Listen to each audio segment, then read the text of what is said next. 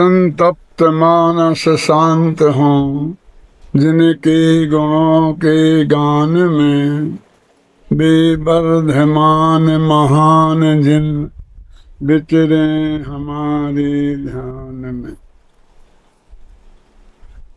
अभी अपन राजुल की चर्चा कर रहे थे, नेमिनाथ की चर्चा कर रहे थे, तो उसमें बहुत मार्मिक बिंदुओं को स्पष्ट किया है।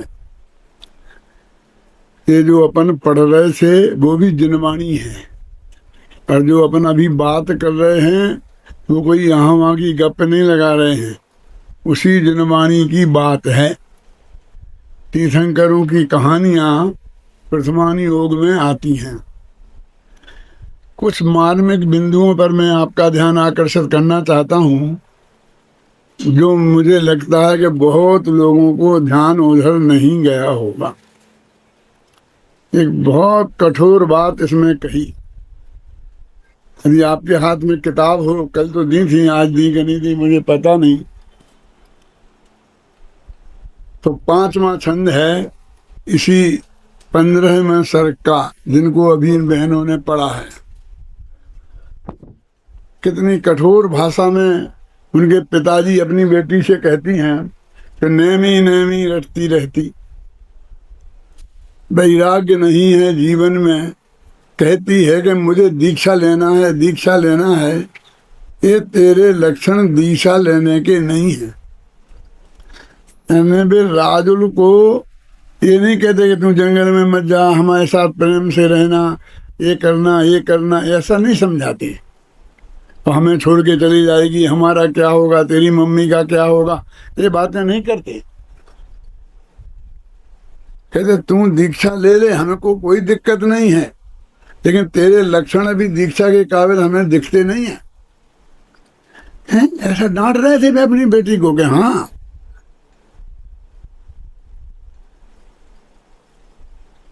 कि मैंने क्या गलती की, मेरे में क्या कमी है जो आप मेरे को कहते हैं कि मैं दीक्षा के काबिल नहीं हूं। तो देखो क्या कमी बता रहे उसके पिता उसे। आज का कोई पिता बताएगा? देखो, नेमी नेमी रटती रहती, वैराग्य नहीं है जीवन में। रोज ना नेमी नेमी रटती रहती। अरे नेमी तो भगवान का नाम है, नेमी तो उसके पति का नाम है। यदि वो उसको याद करती रहती है तो कौन सी गलती करती है? हमको तो बहुत अच्छी बात लगती है। और वो कहते हैं ये दीक्षा के लक्षण नहीं है, ये तीव्र राग के लक्षण हैं। कि जो पति छोड़ के चला गया, 6वें 7वें गुणस्थान में हो गया, जिसके लौट के आने की कोई संभावना नहीं है, अब रोजिना उनका नाम रटती रहती है, तो उसे क्या होगा?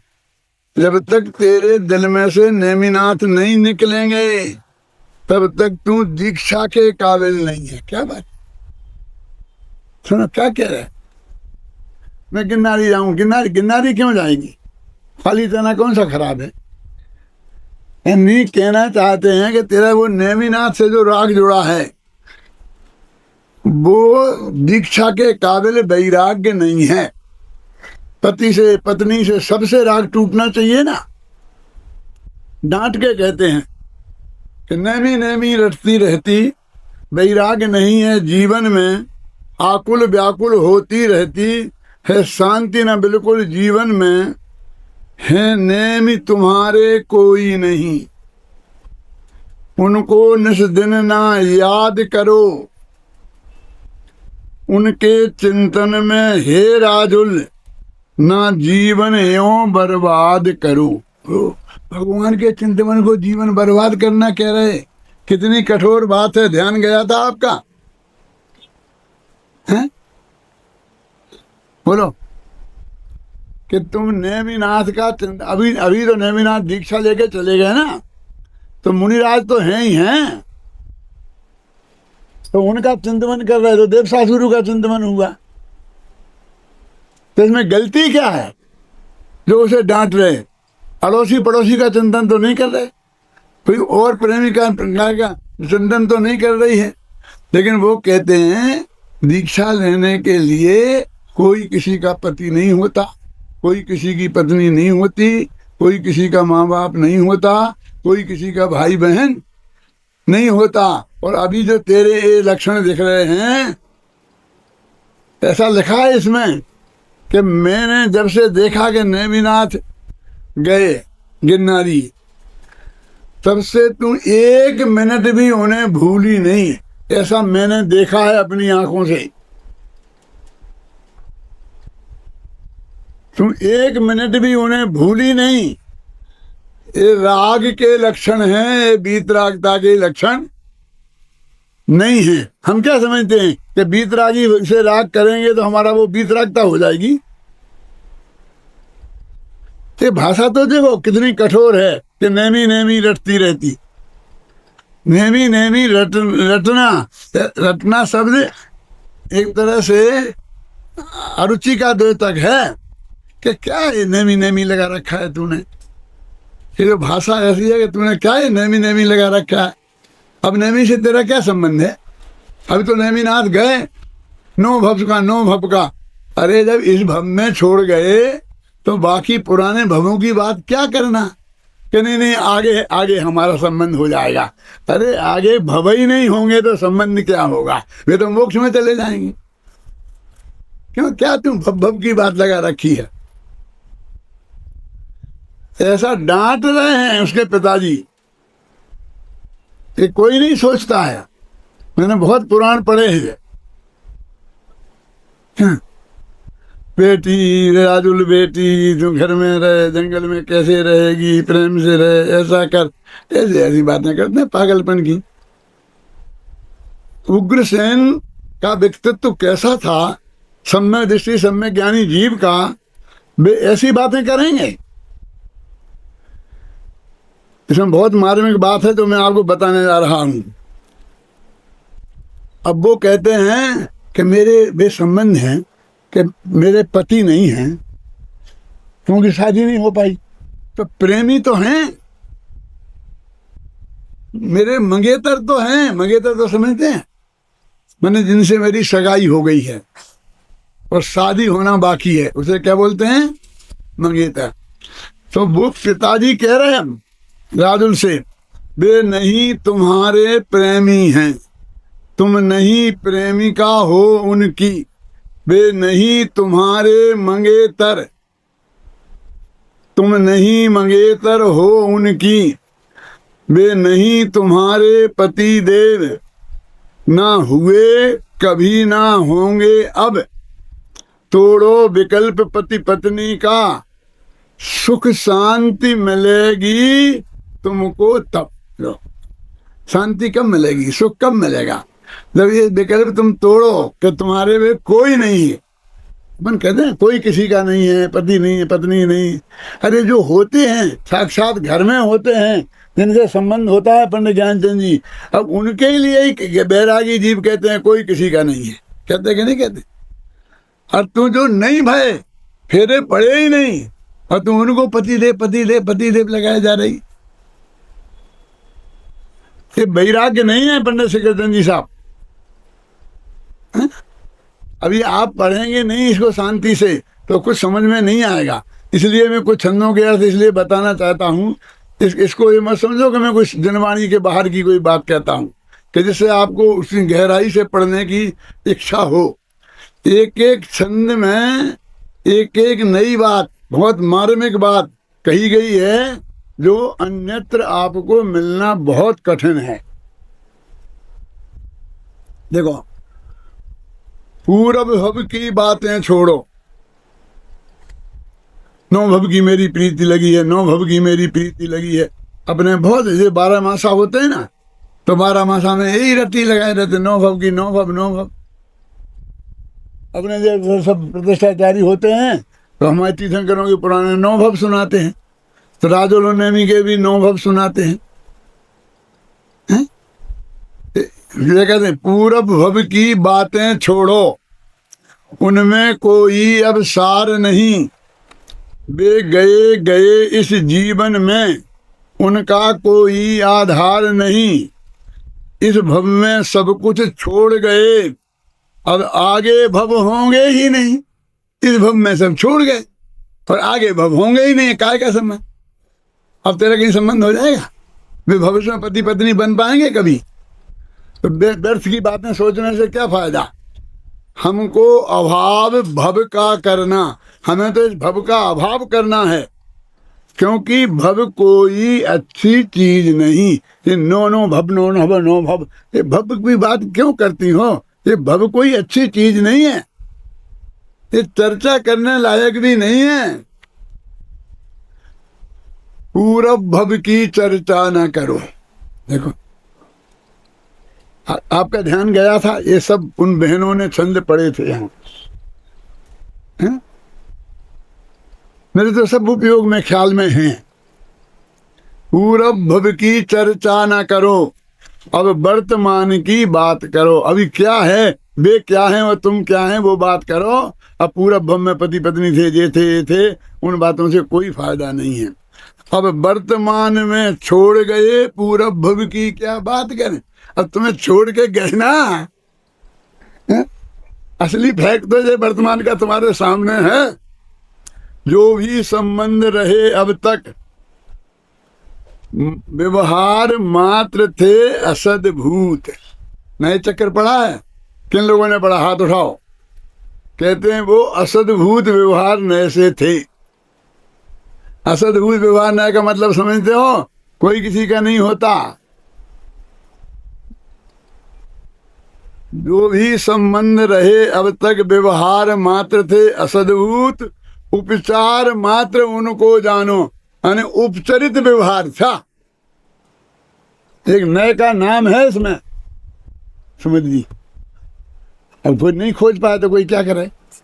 हमारे विद्यार्थी तो खोज लेंगे, और नहीं खोज पाए तो समझ लेना फिर मैं उनको विद्यार्थी नहीं मानूंगा। सब सुन लो विद्यार्थी अच्छी तरीके से, मेरे 150 विद्यार्थी यहाँ बैठे हैं इसलिए कहता हूँ। उपचार मात्र उनको जानो, निश्चय से तो बे असद्भूत।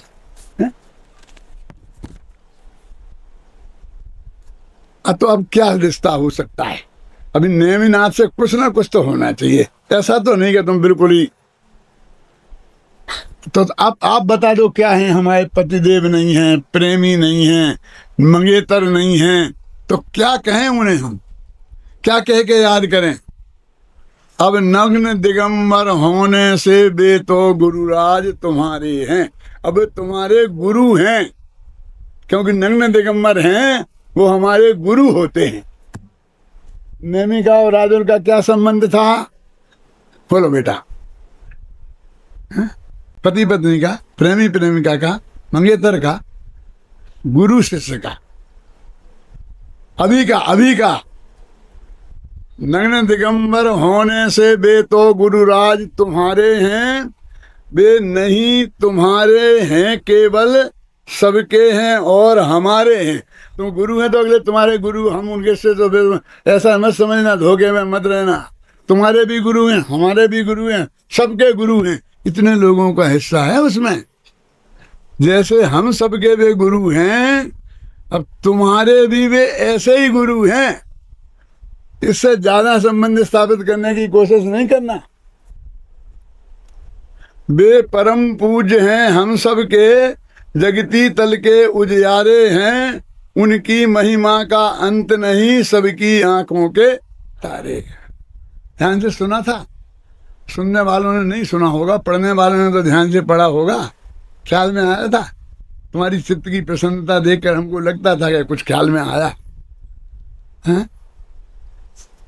और भी बहुत बातें हैं आगे, एक एक शब्द, एक एक छंद में मोतियां, जब मोती जड़े हुए हैं, इसमें उनका अर्थ कर रहे था।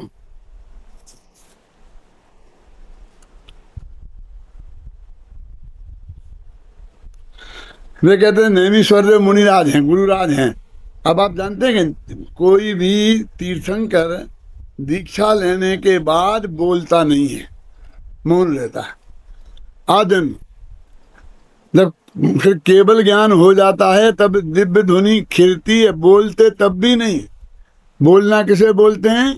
जो इच्छा पूर्वक होता है। अब उनकी इच्छा नहीं है, उनके ओंठ नहीं हिलते हैं, सर्वांग से दिव्य ध्वनि निकलती है। आवाज आ रही? तो मैं भी थोड़ा आराम कर लूं। आ गई?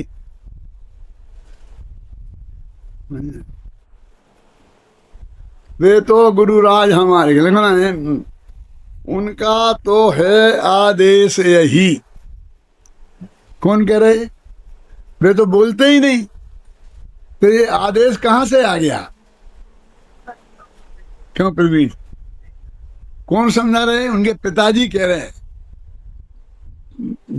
आप जो विद्यार्थी लोग हो ना, इनको ऐसा प्रश्न पूछना चाहिए कोर्स में रखें तो, कि तुम उग्रसेन का चरित्र चित्रण करो। जानते हो चरित्र चित्रण करना क्या होता है? हाँ जी। तो चरित्र चित्रण करें तो वे राजुल के कौन थे? बोलो। ये मुनिराज नेमिनाथ राजुल के कौन थे? कि वे तो गुरुदेव थे, वे पतिदेव नहीं थे। उनका तो है आदेश यही। वे बोलते नहीं हैं, लेकिन वो कहते हैं कौन? हम जानते हैं कि बोलेंगे तो क्या बोलेंगे। देखो, उग्रसेन का व्यक्तित्व मैं बता रहा हूं कि कितने ज्ञानी धर्मात्मा जीव थे। उनको तुम ऐसे रुला देते हो जैसे मिथ्या दृष्टियों से भी कह देते हो। उनका तो है आदेश यही, निज आत्म तत्व को पहचानो, जिनवाणी का स्वाध्याय करो, जीवादिक तत्वों को जानो। निज आत्म की पहचान नहीं अब तक तो पर को अपना जाना, पर में ही लीन रहा अब तक पर में नहीं अपना हित माना। ख्याल में है ना? ये जो कमियां हैं वो ये बता रहे हैं। अब क्या करो? ये तो बोल नहीं रहे नेमिनाथ, तो दीक्षा लेने के बाद बोलते ही नहीं, लेकिन वे बोल नहीं रहे और उग्रसेन सुन रहे। क्या ऐसा होता है? वे बोले नहीं और हम सुने। वे क्या कहते हैं? अब सुपर भेद विज्ञान करो। क्या करो? अब सुपर भेद विज्ञान करो। क्या है सुपर विज्ञान? इस जग को दो भागों में बांटो। कल बताया था ना, सारी दुनिया को दो भागों में बांटो, एक में अपने को रखो और बाकी सारी दुनिया को दूसरे भागों में। क्या करो? उसमें से अपने को छांटो, मैं क्या हूं। अब सुपर भेद विज्ञान करो, जग को दो भागों में बांटो, सद द्रव्यमयी दुनिया में दुनिया से केवल अपने को ही छांटो। अकेले अपने को खोजो, आत्मा की खोज करो कि मैं कौन हूं सारे इस जग में से। बस एक और केवल मैं हूं और अन्य और सारी दुनिया। बस एकमात्र मैं गायक हूं और गे रही सारी दुनिया। ये कौन समझा रहा है? उग्रसेन राजुल को समझा रहे। मैंने इसमें क्या कोशिश की है कि राजुल जब पैदा हुई थी तब तो सम्यक दृष्टि थी नहीं। क्यों नहीं थी? क्योंकि सम्यक दृष्टि स्त्री पर्याय में नहीं जाती। इसमें सब दोहे पढ़े थे ना अभी अपन ने, उसमें से बातें आई थी। और 8 वर्ष की उम्र के पहले सम्यक दर्शन होता नहीं, तो 8 वर्ष की उम्र पहले तो सम्यक दर्शन हुआ नहीं होगा। और अभी तो जवानी किशोरी थी, सगाई हुई थी, शादी होने वाली थी, तो हमें कोई ऐसे चिन्ह नहीं दिखाई देते हैं कि जिससे माने कि हमारे जब से हो गए होंगे। ख्याल में है ना? तो तभी तो यहीं से बात करें, सुपर भेद विज्ञान करो। यदि सम्यक दृष्टि मान लें तो सुपर भेद विज्ञान उन्हें था ही। फिर उन्हें सम्यक दर्शन क्या है, सम्यक ज्ञान क्या है, सम्यक चारित्र क्या है, ये स्वरूप बताते हैं। पढ़ना घर पे। केवल अपने में अपनापन ही सम्यक दर्शन कहा आहा, निज को निज रूप जानने को ही जिनवर ने सद्ज्ञान कहा, निज में रमने को जमने को सम्यक चारित्र नाम दिया। बस यह निश्चय मुक्ति मार्ग है, सर्वज्ञ देव ने बता दिया। इसको जानो, निज को देखो, यह शिक्षा की तैयारी है। सबसे अपनेपन को तोड़ो, यह दीक्षा की तैयारी है। ख्याल है? जब पहली पंक्ति आई थी इस अध्याय की तो राजुल ने ये कहा था कि हे पिताजी, अब मुझे दीक्षा लेना है तो उसके लिए क्या तैयारी करना चाहिए, है ना? निकाल के बताऊं। राजुल सोचे यूं बार बार, मुझको दीक्षा धारण करना। बाबुल से पूछे बार बार, बोलो मुझको अब क्या करना। दीक्षा धारण करने के पहले बोलो मुझको क्या करना। दीक्षा लेने के लिए मुझे बोलो तैयारी क्या करना। ये पूछते क्या तैयारी करूं, तुम कहते हो मैं योग्य नहीं हूं, मैं दीक्षा लेना चाहती हूं, आपने कहा पर ले लो, तो तैयारी नहीं है, तुम आपके योग्य नहीं हो, तो क्या तैयारी करूं। वे अपने पिताजी से पूछ रही है, आप तो मुझे ये बताओ कि मैं क्या तैयारी करूं। यहां खड़ी है राजुल,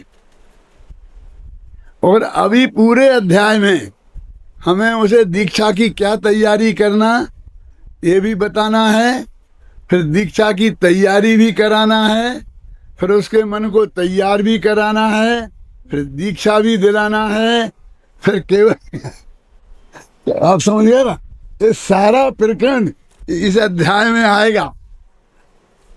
मैंने देखो पिताजी ने क्या जवाब दिया कि बेटा जरा केस लॉन्च की प्रैक्टिस करो, उपवास करने की कोशिश करो, ऐसा कुछ नहीं बोला। दिन में एक टाइम खाने की कोशिश करो, हरी सब्जी छोड़ दो, कुछ नहीं बोला। क्या बोला देखो, तैयारी की कोई बात नहीं। अब ये कोई छोटी है ना, मैं बहुत परेशान हो गया, मैं जे दफे छोटी करूं हमारे वो कंपोज करने वाले बड़ी लगा दे कि दादा को आता ही नहीं है कि कोई में ई की मात्रा बड़ी लगती है। मैं कहूं भैया मैंने किया है, सोच समझ के किया है, तुम मुझे रहो। यहाँ दो मात्रा के लिए जगह नहीं है, चकरा कुकड़ी बहुत है, इसलिए हम एक मात्रा से काम चला रहे। आप बोलने में दो मात्रा बोल दोगे तो छंद भंग हो जाएगा, तो अब वो आपका गड़बड़ हो जाएगा बोलने में। हुआ ना ऐसी गड़बड़ कई दफे। ऐसा नहीं तैयारी की कोई बात नहीं, ऐसा बोलना छोड़ेगी, और आप बोलोगे तैयारी की कोई बात नहीं, गई काम से, बस खत्म। दो मात्रा के लायक गुंजाइश ही नहीं है वहां। तो पद्य में ये अधिकार कवि को होता है कि वो ऐसा छोटी मात्रा की बड़ी मात्रा, बड़ी मात्रा की छोटी मात्रा कर ले। अब आप ध्यान नहीं रखोगे तो बड़ी मात्रा बोलोगे तो वो छंद भंग हो जाएगा। आपको छोटी मात्रा बोलनी पड़ेगी। ऐसा नहीं मानने कि उनने गलती की, अपनी गलती सुधारो। है तैयारी की कोई बात नहीं, धीरज धारो बेटी मन में। उसने कहा था तैयारी क्या करूं ये बताओ मुझे, कि कोई तैयारी फैयारी नहीं करना है, तो मन में धैर्य धारण करो। दीक्षा लेना आसान नहीं, जब तक न शांति हो जीवन में।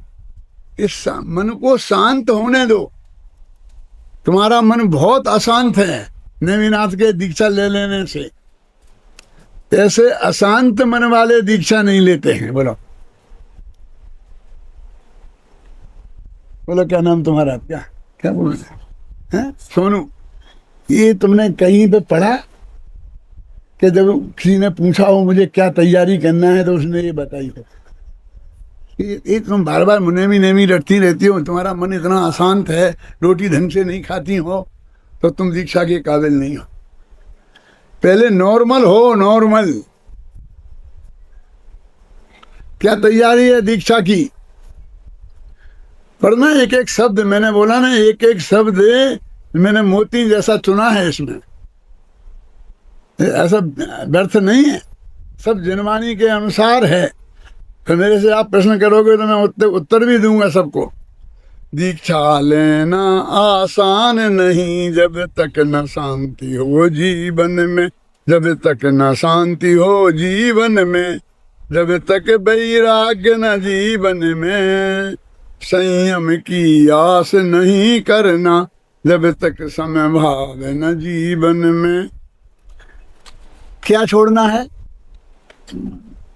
सब छोड़ना पड़ेगा ना, घर मकान जायदाद रुपया पैसा, रे मात पिता भाई भगिनी भगिनी से पति से पत्नी से बच्चों से, है राग भाव जग तक राजुल सम भाव न है जन नहीं है जन जन से। पत्नी से बच्चों से अभी नेमी नेमी रट रही, तुम तो बहुत दूर के हैं, लेकिन अभी अम्मा जी को छोड़ दोगी? पिताजी के गले से लिपट लिपट जाती हो कि पिताजी मैं क्या करूं, पिताजी मैं क्या करूं। हे अम्मा, फिर रोती हो, जैसे ससुराल जा रही हो। ससुराल जाने वाली बेटियां रोती हैं, आजकल तो बेटियां नहीं रोती हैं। क्यों? तो ऐसी रो रही हो, आप समझ गए ना? तो तब तक तुम दीक्षा के काबिल नहीं हो। सोचो, अब सोचना क्या क्या इसमें क्या है, तुम दीक्षा के काबिल क्यों नहीं हो, और दीक्षा के लिए क्या तैयारी करना, ये इसमें बताया है। अभी ध्यान से देखना, आप किसी को लेना हो, लेने का भाव हो तो, है ना। नेमी नेमी रटती रहती, वैराग्य नहीं है जीवन में, आकुल व्याकुल होती रहती है, शांति न बिल्कुल जीवन में। है नेमी तुम्हारे कोई नहीं, उनको ना निस दिन याद करो। उन्हें भूलो, अब याद मत करो उन्हें। उनके चिंतन में हे राजुल, ना जीवन यूं बर्बाद करो। है क्या कह रहे? वो नेमिनाथ का चिंतन, अभी तो ये मुनिराज है, उसमें जीवन बर्बाद होगा। कोई कमाई के लाल की ताकत है कहने की कि नेमिनाथ के चिंतन में जीवन बर्बाद कर रही है राजुल? क्यों? हम करें तो हम नहीं कर रहे बर्बाद, राजुल कर रही है। क्यों? कि राजुल उसे पति के रूप में याद करती है, वो गुरु के रूप में याद नहीं करती है। समझ नहीं ना? कितना कठोर शब्द हैं ये, इस पर लोग मुझे पत्थर भी मार सकते हैं। इसलिए तो मैंने 81 वर्ष की उम्र में लिखा, अब थोड़ी सी जिंदगी है, मर जाएंगे तो मर जाएंगे, क्या फर्क पड़ेगा। लेकिन बात तो सही आवे। हे नेमी तुम्हारे कोई नहीं, उनको ना निस दिन याद करो। भगवान को याद नहीं करने का उपदेश दे रहे, दुनिया तो याद करने का उपदेश देती है, हैं? उनके चिंतन में हे राजुल, ना जीवन यूं बर्बाद करो। वे नहीं तुम्हारे प्रेमी हैं, थे कभी थे, आज नहीं है।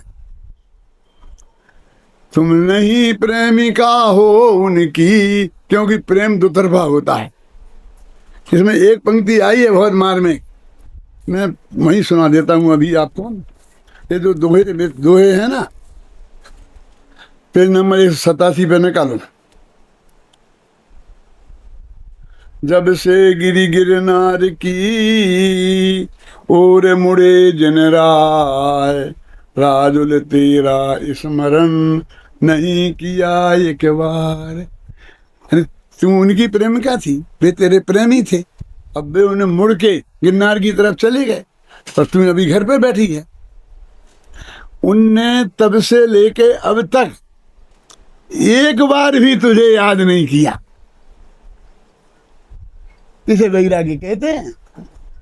और इसमें लिखा है कि हे बेटी, मुझे ऐसा एक क्षण दिखाई नहीं देता है कि जब तू नेमिनाथ को भूली हो। सबसे बड़ी अयोग्यता क्या है बोलो? कि नेमिनाथ की याद कर ली 24 घंटा। भाई ये तेरी अयोग्यता है तो तू दीक्षा लेने लायक नहीं है। हम तो बहुत बड़ी बात मानते हैं, उसके लिए बहुत बढ़िया बात मानते हैं।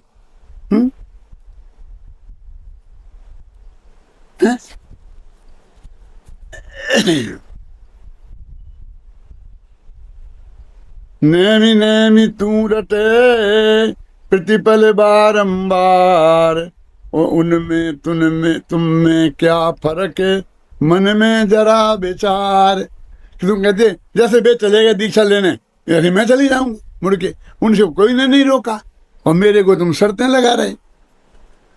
अरे भाई तुम उसकी होड़ मत कर। देखो बहुत मार्मिक एक दोहे हैं, कुछ मैं आपको सुनाना चाहता हूँ, है तो बहुत बातें, अब क्या बताऊं। अनुमति मांगे जनक से राजुल बारंबार, संयम धारण करण को जाना है गिरनार। तैयारी के बिना ही नेम गए गिरनार। उससे कहा कि तुम तैयारी कर, तुम तैयारी कर। कि नेमिनाथ ने तो कोई तैयारी नहीं की थी, शादी करने आ रहे थे, वे कपड़े पहने थे और उन्हें मोड़ दिया गिरनारी जी की तरफ अपना वो। उनने कोई तैयारी नहीं की, उन्हें किसी ने नहीं रोका। देखो तैयारी के बिना ही नेमी गए गिरनार, समझ न आवे मुझे क्यों रोकें बारंबार। क्षण में जैसे बे मुड़े वैसे ही है तात, मैं भी मुड़ना चाहती और नहीं कुछ बात। अब मैं और कोई बात नहीं करना चाहती, जैसे बे चले गए ऐसे मैं चली जाऊंगी। अब उनके पिताजी क्या समझाते हैं, क्यों कि नहीं जाना बेटी, मत जाना, हम तेरे हाथ जोड़ते हैं, तेरे पैर पड़ते हैं, अब तू चली जाएगी तो हमारा क्या होगा, हम अकेले, हमें बहुत बुरा लगेगा। ऐसे कुछ पागलपन की बातें कुछ नहीं करते, ये सब बातें पागलपन की बातें हैं। तो क्या कहते हैं, देखो मुक्ति राजुल से बाबुल कहें, नेमी से क्या होड़। तू उनसे होड़ करती है कि बे चले गए तो मैं चली जाऊंगी। कह नहीं सकते और जन्म जात सदृष्टि बे हैं जग में बेजोड़। वे तो जन्मजात समय दृष्टि हैं, वे जगत में बेजोड़ हैं। मुक्ति में बे जाएंगे जाने सब संसार, वो कह नहीं सकते और हम कब होंगे भव पार। अंतर्धन वे तो इसी भव में मोक्ष जाएंगे, सारी दुनिया जानती है, और हम क्या पता कब जाएंगे, हैं? महिलाएं जंगल विषय एकाकी ना जाए, केवल ज्ञानी होए ना नहीं मोक्ष में जाए। ये तो इसी भव से मोक्ष जाएंगे। और महिलाएं तो अकेली जंगल में नहीं जा सकती, दो को साथ में रहना पड़ता है। नगर में भी आपके यहाँ आरिका माताएं आती होंगी तो एक उनके साथ कोई ना कोई जरूर रहता होगा, वे अकेली में नहीं रह सकती, शास्त्र की आज्ञा है, क्या आप लोग तो जानते होंगे। तो तूने किसको साथ में ले जाएगी, हुआ तेरा कोई तैयारी, नौकरानी ले जाएगी, कहने तो कि नहीं नौकरानी कहूँ, अपनी किसी सखी को ले जाऊं, उसे भी तो बैराग होना चाहिए। पर तेरे को हो गया, तेरा पति छोड़ के चला गया तो उसका तो छोड़ के नहीं गया, क्यों कैसे पकड़ के लाई। ऐसा थोड़ी है कि हमको एक रसोईया चाहिए तो अखबार में विज्ञापन निकाल देंगे और बुला देंगे। समझ में आ रहा क्या कह रहा हूं मैं। महिलाएं जंगल विषय एकाकी ना जाए, मैंने इसमें वही बातें लिखी हैं तो सारी दुनिया में प्रसिद्ध हैं और मुझे कोई प्रमाण देने की जरूरत नहीं कौन से शास्त्र हैं, सब शास्त्र की बातें हैं, ये शास्त्र है ना। महिलाएं जंगल विषय एकाकी ना जाए, केवल ज्ञानी होए ना नहीं मोक्ष में जाए। इस भव में केवल ज्ञान नहीं होगा, मोक्ष नहीं होगा। क्यों बहने पढ़े थे आपने दोहे सब। हाँ। सम्यक दर्शन से सहित नारी जन्म न होए, 8 बरस की वय बिना सम्यक दर्शन न होए। सम्यक दर्शन के बिना संयम धर्म न होए, तौते सम्यक दर्श को प्राप्त करो सबको। अब क्या करें, सम्यक दर्शन मुझे नहीं है, क्यों नहीं सुने कि देव गुरु के रूप में हे नेमिनाथ भगवान। अभी वो या तो देव होंगे या अरहंत हो जाएंगे केवल ज्ञानी, और केवल ज्ञानी नहीं हुए दीक्षा लिए तो गुरु होंगे। देव गुरु के रूप में हे नेमिनाथ भगवान, देव गुरु के रूप को बेटी तू पहचान के देव किसे कहते हैं, गुरु कैसे कहते हैं, ये पहले तू ये जानती है? अब वे देव गुरु तो हो गए, लेकिन वे कैसे होते तू जानती है? मैं तो देव गुरु का स्वरूप मालूम नहीं है, तो देवसा गुरु की श्रद्धा को सम्मा दर्शन कहते हैं। कहाँ है सम्मा दर्शन अभी? आप मिथ्या दृष्टि घोषित कर रहे हो उसे, क्यों? मैं नहीं कर रहा हूं, आप देखो। देव गुरु श्रद्धान बिन सम्यक दर्शन होय, सम्यक दर्शन के बिना सम्यक ज्ञान न होय, सम्यक दर्शन ज्ञान बिन संयम भाव न होय, जब ये तीनों एक हों मुक्ति मार्ग है सोय। कितना सरल है, सब समझ में आने लायक है विराग इसको कहें, यह संयम भाव परम धर्म है, यह दशा यह है परम स्वभाव, संयम भ्याम भाव बिना नहीं भव सागर का अंत, महिमा संयम भाव की है सुखदाय अनंत। बहुत से लोग कहते हम संयम के विरोधी हैं, ये दोहा हमने ही लिखा है। कौन सा? संयम भाव बिना नहीं भव सागर का अंत। जब तक संयम भाव धारण नहीं करेंगे तो संसार समुद्र का किनारा नहीं आएगा। और महिमा संयम भाव की है सुखदाय अनंत। अब ये इसके बाद वो दोहा है कि जब से गिरी गिरनार की और मुड़े जिन राय, राजुल तेरा स्मरण नहीं किया एक बार, नेमी नेमी तू रटे प्रतिपल बारंबार, उनमें तुनमें क्या फर्क मन में जरा विचार। जैसे वे चले गए जैसे मैं जाऊंगी, है वैसी है तू, जैसे वे हैं वैसे दीक्षा लेना चाहती है, हमसे बिना पूछे जाना चाहती है, जा वे जा सकते हैं क्या? इस प्रकार समझा रहे बाबुल विविध प्रकार, नेमी का अब क्या हुआ इसका करें विचार। अब फिर ये नेमीनाथ की केवल ज्ञान हुआ तो क्या क्या हुआ। फिर जो 17वां अध्याय है ना आगे, उसमें ये 15वां है, फिर 16वां 17वां, उसमें नेमीनाथ के उपदेश में क्या आया। 16वां शायद कल पढ़ा था अपन ने, उसमें वो नेमीनाथ की वो आई थी कि द्वारका जलने की बात आई थी। फिर 17 में निश्चय व्यवहार का स्वरूप आएगा। ये सब बिल्कुल मूल तत्व ज्ञान भरा पड़ा है। इसको शांति से पढ़ो, एक एक अक्षर समझो तो समझो समय सार ही पढ़ रहे हो। इससे 19 नहीं है, ऐसा कह के मैं कोई अपनी किताब की प्रशंसा नहीं कर रहा हूँ। ये कह रहा हूँ कि मैंने उसमें ही देख देख के तो लिखा है सब। शुद्ध आपकी बुंदेलखंडी भाषा में कहूँ तो उसी की तो नकल मारी है। आपको संतोष हो गए कहीं तो नकलची है, समझ में है क्या? वस्तु का स्वरूप है, कैसा होना चाहिए, वैराग्य किसे कहते हैं, वैराग्य का स्वरूप क्या है, ये सारी बातें आपको इसमें गहराई से समझने की मिलेंगी। और जब मैं अभी साल 6 महीना जगह जगह इस पर व्याख्यान करूँगा तो फिर लोगों को ही समझ में आएगा। ऐसे कोई समझ में नहीं आने वाला है किसी का, मैं जानता हूँ। यद्यपि ये बहुत सरल है, कोई भाषा में ऐसी कोई दिक्कत नहीं है कि जिसका अर्थ आपकी समझ में नहीं आए, लेकिन जो भावों की गूढ़ता है और जो आज तक का चिंतन है, उस चिंतन से ये बिल्कुल अलग हटकर है। इसलिए मैं आपकी तरफ इसका ध्यान आकर्षित करता हूँ। और आज अब ये बम्बई से लोग पधारे हैं अगले शिविर का निमंत्रण देने।